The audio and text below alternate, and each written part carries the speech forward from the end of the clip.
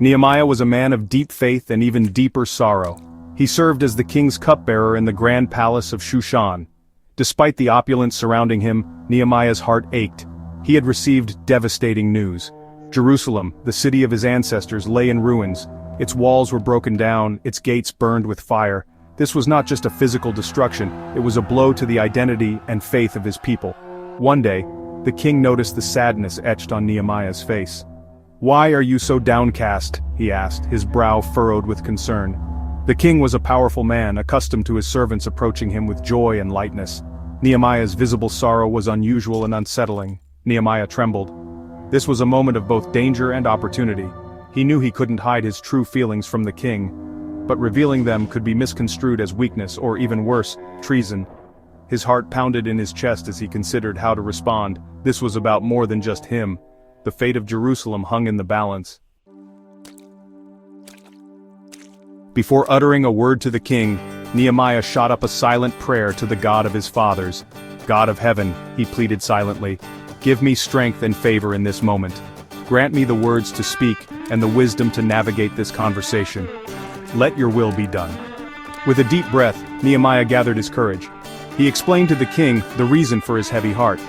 He spoke of Jerusalem, his beloved city, now lying in waste. He told him about the displaced Israelites living without protection, their heritage under constant threat. As Nehemiah poured out his heart, the king listened intently.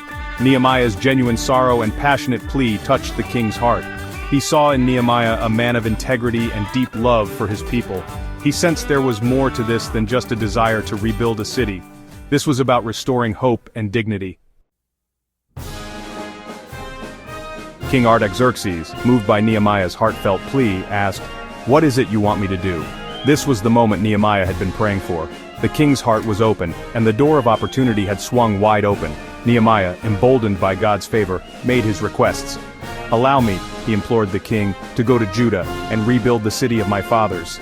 Give me letters to the governors of the lands beyond the river, granting me safe passage, and command your foresters to provide me with timber to rebuild the gates and walls of the city." These were bold requests, demanding resources and manpower. Yet, Nehemiah knew the task before him was not impossible.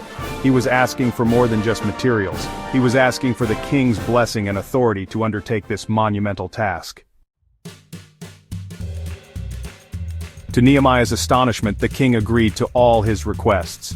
He recognized the hand of God in this exchange. The king, known for his generosity, even provided Nehemiah with an escort of soldiers and cavalry for protection.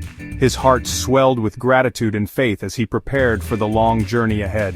The journey to Jerusalem was long and arduous, but Nehemiah pressed on, fueled by the promise of restoration. He carried with him not just the king's letters and resources, but also the weight of his people's hopes and dreams. As he neared Jerusalem, his heart ached at the sight of the ruined walls. It was even more desolate than he had imagined. This was not just a city in need of repair, it was a people yearning to be whole again. Nehemiah, ever the strategist, decided to inspect the city's defenses secretly. He slipped into Jerusalem under the cover of darkness, his heart heavy with the task ahead.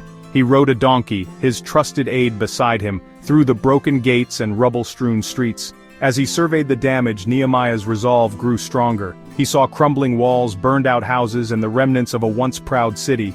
The sight fueled his determination to rebuild. The silence of the night was broken only by the sound of their footsteps and the distant howls of wild dogs. The desolation was palpable, but so was the potential for restoration. Nehemiah could almost hear the echoes of his ancestors, their faith a beacon in the darkness. The next morning, Nehemiah gathered the Jewish leaders and presented his plan. With passion in his voice, he declared, "You see the trouble we are in. Jerusalem lies in ruins, and its gates have been burned with fire. Come, let us rebuild the wall of Jerusalem, and let us no longer be in disgrace." His words struck a chord in the hearts of the people. They had grown accustomed to living in the shadow of defeat. But Nehemiah's words ignited a spark of hope. He reminded them of their heritage, the God of their fathers who had delivered them from slavery and led them to this land. He spoke of the need for unity, for courage, for a shared vision of a restored Jerusalem. His words weren't just a call to action, they were a balm to their wounded spirits. Not everyone welcomed Nehemiah's arrival or his mission. Sanballat the Horonite, Tobiah the Ammonite official, and Geshem the Arab mocked and ridiculed his efforts. They saw the rebuilding of Jerusalem as a threat to their own power and influence. They conspired to stop the work, even resorting to threats of violence. Undeterred, Nehemiah declared, "The God of heaven will make us prosper, and we his servants will arise and build. But you have no portion or right or claim in Jerusalem." He knew that the work he was doing was not his own but God's. Nehemiah posted guards and organized the work into shifts, ensuring that the rebuilding continued day and night. The people, inspired by his leadership and faith, worked tirelessly alongside him.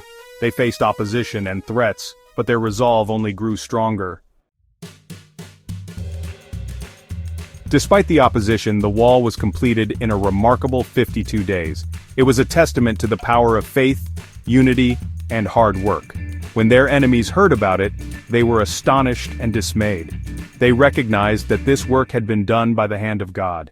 Nehemiah's journey to rebuild the walls of Jerusalem is a timeless story of courage, faith, and perseverance.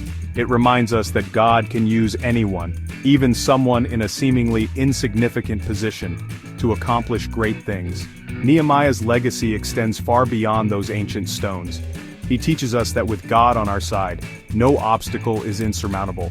He inspires us to be people of action, to stand up for what is right, and to never give up on the dreams that God has placed in our hearts.